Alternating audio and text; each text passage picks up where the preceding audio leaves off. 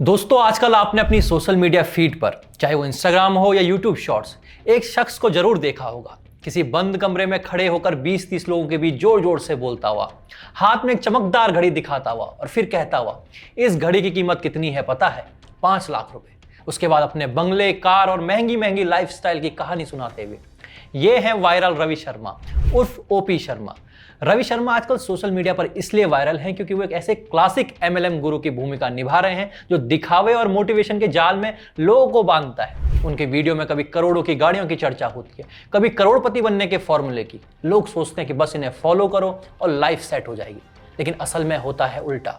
पैसा कमाने के बजाय लोग अपने ही रिश्तेदारों और दोस्तों को नेटवर्क में फंसाने लगते हैं। यही है एमएलएम। एमएलएम यानी मल्टी लेवल मार्केटिंग। ऊपर कुछ लोग होते हैं जो सपने बेचते हैं, नीचे बहुत सारे जो उन सपनों को सच्चा मानकर सब कुछ गंवा देते हैं। अब सोचिए, क्या ये मॉडल आपको कहीं और दिखाई देता है? जी हाँ, राजनीति में। और सबसे सटीक बैठता है कांग्रेस पार्टी पर। कांग्रेस का मॉडल भी लगभग वैसा ही है। ऊपर एक चेहरा राहुल गांधी जो समय समय पर लौटकर मोटिवेशनल भाषण देता है, कभी भारत जोड़ो यात्रा तो कभी न्याय यात्रा के नाम पर। हर बार नया नारा, नई फोटो, लेकिन नेटवर्क वही पुराना। वही प्रदेश अध्यक्ष, वही दरबारी, वही चापलूस। जैसे एमएलएम में टॉप लेवल वाले बोनस लेकर निकल जाते हैं, वैसे ही कांग्रेस के शीर्ष नेता चुनाव हारने के बाद भी समीक्षा बैठक में बने रहते हैं। रवि शर्मा और राहुल गांधी में फर्क बस इतना है कि रवि शर्मा करोड़पति बनने का सपना बेचते हैं और राहुल गांधी खटाखट खटाखट खटाखट अमीर बनाने का। दोनों के मॉडल एक जैसे हैं। ऊपर से मोटिवेशन, नीचे से सदस्य जोड़ो और बीच में रिवॉर्ड्स पॉइंट वाली राजनीति। एमएलएम में कहा जाता है आप 2 लोगों को जोड़ो, वो 2 और को जोड़ेंगे। कांग्रेस में क्या नारा है? कांग्रेस में नारा है कि आप कार्यकर्ता के तौर पर 2 जातियों को तोड़ो। भाजपा कमजोर होगी, तुम्हारे प्रयासों से भाजपा कमजोर होगी तो हम तुम्हें नेता बना देंगे। पर जैसे एमएलएम में कभी कोई आम आदमी अमीर नहीं बनता, वैसे ही कांग्रेस पार्टी में कोई आम कार्यकर्ता नेता नहीं बन पाता। और अगर मेरी बात का विश्वास न हो तो पिछले 20 वर्षों से कांग्रेस पार्टी के नेताओं की लिस्ट खंगाल लीजिए। आपको भाजपा के अन्नामलाई, देवेंद्र फडणवीस, अनुराग ठाकुर, तेजस्वी सूर्या और हर्ष संघवी जैसे एक यूथ लीडर मिले कांग्रेस में तो कमेंट में हमें जरूर बताएं। अब दोस्तों, अगर कोई पूछे कि कांग्रेस की शुरुआत कब हुई तो जवाब मिलेगा 1885 में। लेकिन असली एमएलएम स्ट्रक्चर तब बना जब जवाहरलाल नेहरू और बाद में इंदिरा गांधी ने पार्टी को परिवार ब्रांड में बदल दिया। कैसे बदला हम सभी जानते हैं। इंदिरा गांधी ने पार्टी को भले ही मजबूती दी, लेकिन साथ में एक संस्कृति भी जोड़ दी कि सवाल नहीं करना, आदेश मानना। यही सिस्टम बाद में धीरे धीरे पार्टी के लिए बोझ बन गया। ऊपर बैठे लोग तय करते रहे किसे टिकट मिलेगा, किसे हटाना है, और नीचे के कार्यकर्ता वे सालों से मेहनत के बावजूद वहीं के वहीं रह गए।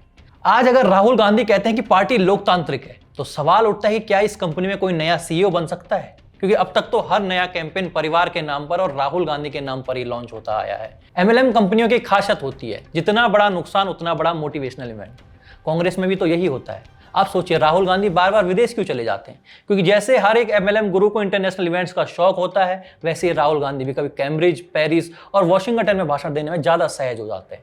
वो वहां जाकर कहते हैं भारत में लोकतंत्र खतरे में है, हमें प्यार फैलाना है। ये वही बातें हैं जो एमएलएम सेमिनार में सुनाई देती हैं। नेगेटिविटी छोड़ो, पॉजिटिव रहो, दुनिया बदलो। अब भले ही खुद कितने गहरे पानी में हो, चुनाव दर चुनाव हार के बावजूद ये नेटवर्क चलता ही रहता है, क्योंकि दोनों जगह मोटिवेशनल झांसा बंद नहीं होता। एमएलएम में कहा जाता है मेहनत करो, सफलता जरूर मिलेगी।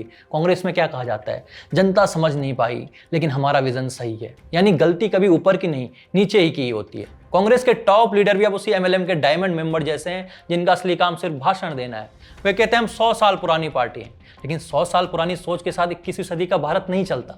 रवि शर्मा जैसे लोग बेरोजगारों को झांसा बेचते हैं और कांग्रेस पुराने नेताओं को आशा का पैकेज। रवि शर्मा के सेमिनार में हर वाक्य पर तालियां बजती हैं। कांग्रेस के कार्यक्रमों में भी यही होता है। राहुल गांधी कुछ भी कह दें, कार्यकर्ता तालियां ही बजाते रहते हैं, क्योंकि यहां भी रियलिटी चेक नहीं, लॉयल्टी पॉइंट्स चलते हैं। सवाल फिर वही है, आखिर कब तक जनता इस नेटवर्क मार्केटिंग का हिस्सा बनी रहेगी? दोस्तों, अगली बार जब आपको कोई करोड़पति बनने या मोहब्बत की दुकान बेचने का सपना दिखाए तो जरा सोचिएगा, कहीं वो भी किसी एमएलएम नेटवर्क का हिस्सा तो नहीं। अब चाहे वो बिजनेस वाला हो या राजनीतिक। धन्यवाद।